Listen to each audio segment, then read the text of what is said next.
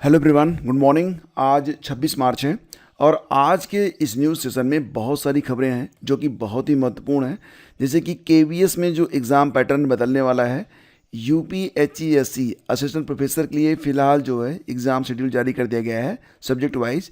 लेकिन यहाँ पर बीएड की परीक्षा नहीं हो रही है, तो क्यों नहीं होगी, आखिर बीएड की एलिजिबिलिटी है क्या, उसको भी देखेंगे। असिस्टेंट प्रोफेसर के लिए एनसीटीई का क्या नॉर्म है और यूजीसी का क्या नॉर्म है, उसमें क्या अंतर है, ये भी देखेंगे। और साथ ही साथ खबरें और भी हैं। आरओ के बारे में बात करेंगे। परीक्षा केंद्र कहाँ पर आपको मिलने वाले हैं। पीएचडी कर रहे छात्रों के लिए एक अच्छी खबर है, उनको 37,000 रुपये तक का वेतन मिलने जा रहा है और एक सप्ताह में मात्र 8 घंटे की ड्यूटी उन्हें करनी पड़ेगी। बदले में उन्हें 37,000 तक का वेतन मिलेगा। और अब जो एग्ज़ाम होने वाले हैं तो उसमें इंसान नहीं, एआई के द्वारा तैयार पेपर आपको मिल सकता है। तो गेस करना बड़ा मुश्किल होगा कि पेपर किस प्रकार से आएगा, क्योंकि अभी तक पिछले 10-12 साल के जो प्रश्न होते थे उसको देखने के बाद आइडिया लगता था थोड़ा बहुत। टीजीटी पीजीटी में 34,000 पदों को जोड़कर परीक्षा कराने की मांग यहाँ पर की जा रही है और एलटी ग्रेड के 10,000, प्राइमरी के 51,000 पदों के साथ साथ यहाँ पर जो एडेड जूनियर शिक्षक भर्ती हुई थी उसके बारे में भी प्रश्न है।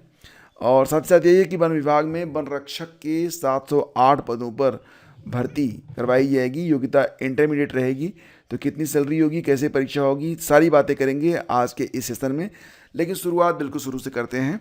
अगर पहली बार हैं तो सब्सक्राइब कर लीजिएगा, वीडियो को लाइक और शेयर आपको कर दीजिएगा। हम आपके लिए यहाँ पर सिर्फ जेन्युइन न्यूज़ लेके आते हैं। तो फ्रेंड्स, यहाँ पर बात करते हैं सबसे पहले केबीएस एग्ज़ाम के बारे में। जैसा कि आप लोग जानते हैं, केबीएस में जो भी परीक्षाएं होती हैं, पीआरटी में, टीजीटी में, पीजीटी में या फिर प्रिंसिपल के लिए, तो ये जो पैटर्न है अब सीबीटी मोड में कर दिया गया है। 3 साल पहले 2022 में जो परीक्षाएं थी यह पेन पेपर मोड से बदलकर सीबीटी मोड में की गई थी। और साथ ही साथ ये हुआ था कि प्राचार्य और उप प्राचार्य की भर्ती के लिए जो प्रश्न पत्र थे उसकी संख्या भी 1 से बढ़ाकर 2 कर दी गई थी। चलो, ये कोई बड़ा बदलाव नहीं था। धीरे धीरे हम लोग शिफ्ट हो ही रहे हैं इस पैटर्न की ओर कि अब जो पेन पेपर मोड है वहाँ से हम डिजिटल मोड में जा रहे हैं। चलो, अच्छी बात है। लेकिन अब एक बड़ा बदलाव आपको देखने को मिल सकता है। अगर आप केवीएस में, प्राइमरी में या फिर टीजीटी में या फिर पीजीटी में, यानी कि कोई भी शिक्षक भर्ती होगी, तो इस शिक्षक भर्ती में अब 3 चरण होंगे। सबसे पहले तो आपकी स्क्रीनिंग परीक्षा होगी, यानी कि प्री की होगी। इसके बाद मुख्य परीक्षा होगी और फिर आपका इंटरव्यू होगा। अभी देखो, ये पैटर्न लागू हुआ नहीं है, लेकिन इस पर जो है चर्चा अब चल रही है। और फिलहाल खबर ये है कि हाल ही में 20 मार्च को जो हमारे केंद्रीय विद्यालय संगठन के संयुक्त आयुक्त हैं शैक्षणिक, डॉक्टर पी देवकुमार ने, उन्होंने आयुक्त निधि पांडे को इस बारे में पत्र लिखा है। अब देखो, नई व्यवस्था अभी लागू हुई नहीं है। आप लोगों से मैं ये कहना चाहूँगा कि आप लोग जो पैटर्न वर्तमान में है उसी पैटर्न पर अपनी तैयारी करें। लेकिन अगर ये पैटर्न लागू होता भी है तो शायद इस सत्र से नहीं, अगले सत्र से लागू हो। लेकिन अगर इस सत्र में लागू होगा तो आपको समय भी दिया जाएगा। तो फिलहाल नई व्यवस्था के लिए, शिक्षक भर्ती पूरी करने के लिए पहले शैक्षणिक संस्थानों में इतने बड़े पैमाने पर भर्ती कराने का अनुभव रखने वाले उपयुक्त एजेंसी का चयन होगा। इसके बाद परीक्षा कार्यक्रम, प्रक्रिया और गाइडलाइन निर्धारित करने के लिए मुख्यालय स्तर पर एक उच्च स्तरीय बैठक होगी, जिसमें सभी क्षेत्रीय उपायुक्त और जितने भी लोग इससे प्रभावित होंगे वो सब इसमें शामिल होंगे। पारदर्शी भर्ती के लिए आयुक्त के मार्गदर्शन में एक टास्क फोर्स का गठन भी होगा, जो परीक्षा से लेकर अंतिम चरण तक निगरानी करेगी। और जल्द ही प्रस्तावित त्रिस्तरीय परीक्षा का ढांचा और तिथि जारी होने की उम्मीद है। तो फिलहाल अभी ये लागू हुआ नहीं है, लेकिन इसे लागू करने की तैयारियां चल रही हैं। आपको पता होगा कि देश विदेश में संचालित कुल केंद्रीय विद्यालयों की संख्या लगभग 1253 है और यहाँ पर जो भी भर्तियाँ अभी तक हो रही थी वो केवल एक लिखित परीक्षा और इंटरव्यू के माध्यम से हो रही थी। लेकिन अब यहाँ पर प्री मेंस और इंटरव्यू कराने के बारे में बातें की जा रही हैं। खैर, ये जो नई न्यूज़ है आपको पता होनी चाहिए। अभी जो है जानकारी मिल रही है कि केवीएस में इस साल बड़े स्तर पर प्राइमरी में, टीजीटी और पीजीटी में, तीनों में ही भर्तियाँ आने वाली हैं। आप लोग तैयारी में लग जाइए। फिलहाल जो पैटर्न मौजूद है उसी पैटर्न पर आप लोग आगे बढ़ें। आगे अगर कोई बदलाव होता भी है तो भी आपको समय मिलेगा। तो फिलहाल जो पैटर्न है उस पर अपनी तैयारी आप जारी रखें। बात करते हैं फ्रेंड्स असिस्टेंट प्रोफेसर के बारे में। तो मैंने आप लोगों से कल कहा था कि असिस्टेंट प्रोफेसर की जो परीक्षाएं होंगी, साथ ही साथ टीजीटी और पीजीटी की भी परीक्षाएं अपने नियत समय पर ही होंगी। तो आपके मन में कोई संदेह होना नहीं चाहिए। मैं बार बार आप लोगों से कहता रहा हूं और ये भी कहता रहा हूं कि आप वो सारे सोर्सेज देखना बंद करिए जो आपका सिर्फ समय खाने के लिए आपको कुछ वीडियोज़ बना के दे देते हैं और आपका जो मन स्थिति संतुलन है बिगड़ता है। तो 6 शहरों में असिस्टेंट प्रोफेसर भर्ती परीक्षा 16-17 अप्रैल को हो रही है। किस विषय की परीक्षा कब हो रही है ये नोटिस में जारी कर दी गई है। ये नोटिस आपको मिल जाएगी हमारे टेलीग्राम चैनल पर। आप जाइए, इसे देख लीजिए और आप इंडिकेट कर लीजिए कि आपकी परीक्षा 16 या 17 में किस पाली में होने जा रही है। हालांकि इस पर डिटेल वीडियो मैंने बना के आपको दे रखा है, लेकिन पुनः आप लोगों से यहाँ पर एक बार बता देता हूँ कि देखो 16 और 17 अप्रैल को UPHESC असिस्टेंट प्रोफेसर की परीक्षा संपन्न होने जा रही है अपने नियत समय पर। 2 पालियों में परीक्षा होगी। सुबह की पाली जो होगी यह 9:30 बजे से लेकर 11:30 बजे तक रहेगी। शाम की पाली जो होगी वो 2:30 बजे से स्टार्ट होगी, चलेगी 4:30 बजे तक। कुल मिला के 6 जिलों में ये परीक्षा करवाई जाएगी। इसमें एक तो आपका आगरा है, दूसरा मेरठ है, तीसरा लखनऊ है, चौथा प्रयागराज है, पांचवा गोरखपुर है और छठा वाराणसी है।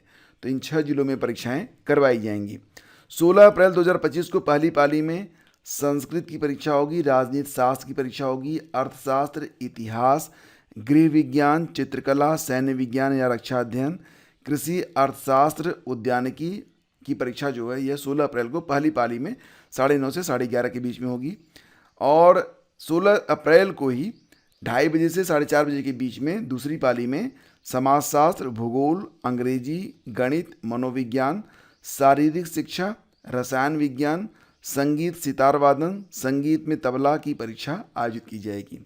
17 अप्रैल को जो पहली पाली की परीक्षा होगी सुबह 9:30 बजे से, उसमें प्राचीन इतिहास, शिक्षा शास्त्र, भौतिक विज्ञान, वाणिज्य, मानव शास्त्र, वनस्पति विज्ञान, एशियन कल्चर और दूसरी पाली में संगीत गायन, हिंदी, उर्दू, दर्शन शास्त्र, सांख्यिकी, प्राणी विज्ञान, विधि, पशुपालन एवं दुग्ध विज्ञान की परीक्षा जो है आयोजित की जाएगी। ध्यान देना कि इस बार बीएड असिस्टेंट प्रोफेसर के लिए परीक्षा जो है आयोजित नहीं की जा रही है, यानी कि 16 और 17 अप्रैल को बीएड असिस्टेंट प्रोफेसर की परीक्षा आयोजित नहीं होगी। इसकी वजह यह है कि एलिजिबिलिटी को चैलेंज किया गया था। जो विज्ञापन संख्या 51 था उसमें असिस्टेंट प्रोफेसर बीएड के लिए अगर हम बात करें तो जो एलिजिबिलिटी तय की गई थी उस एलिजिबिलिटी को हाई कोर्ट में चैलेंज किया गया था और हाई कोर्ट ने ये कहा था कि एनसीटीई ने जो गाइडलाइन तय की है उसी गाइडलाइन के मुताबिक ये परीक्षा होनी चाहिए और फिर से इसके लिए विज्ञप्ति जारी की जानी चाहिए। तो इस मामले को फिलहाल UPHESC ने चैलेंज किया है। कहाँ पर? सुप्रीम कोर्ट में। और सुप्रीम कोर्ट से जो आदेश आया है 1 सितंबर 2023 को पारित आदेश के अनुपालन में शीघ्र विज्ञापन की प्रक्रिया संपादित कराई जाएगी, यानी कि इसके लिए विज्ञापन शायद फिर से निकाला जाएगा और इसका विस्तृत विवरण पृथक से निर्गत किया जाएगा। तो अभी ये परीक्षा जो है इस पर थोड़ा सा संशय है, इस पर अभी क्लेरिफिकेशन थोड़ा आना बाकी है, लेकिन एक बात तय है कि ये जो परीक्षा है अभी 16-17 अप्रैल को नहीं हो रही है। अगर आप बात करें कि क्या नॉर्म है, अगर आप बीएड में असिस्टेंट प्रोफेसर बनना चाहते हैं तो क्या नॉर्म है, तो मैं आपको बताना चाहूँगा। यहाँ पर 2 तरीके के नॉर्म इस्तेमाल में लाए जाते हैं। एक नॉर्म है यूजीसी का और इसके मुताबिक ये मांगा गया था कि अगर कोई अभ्यर्थी बीएड में असिस्टेंट प्रोफेसर बनना चाहता है तो उसके लिए व्यवस्था ये है, मतलब एलिजिबिलिटी ये है कि वो या तो एमएड हो या फिर एमए हो एजुकेशन में, ठीक है। लेकिन यहाँ पर अगर हम एनसीटीई के बारे में बात करें तो ये कहा गया कि अगर कोई अभ्यर्थी बीएड में असिस्टेंट प्रोफेसर बनना चाहता है तो उसके लिए व्यवस्था ये है कि सबसे अनिवार्य ये है कि वो बीएड होना चाहिए। ध्यान देना कि यूजीसी ने बीएड का जिक्र नहीं किया था, वो सिर्फ कह रहे हैं कि एमएड हो या फिर एमए एजुकेशन हो।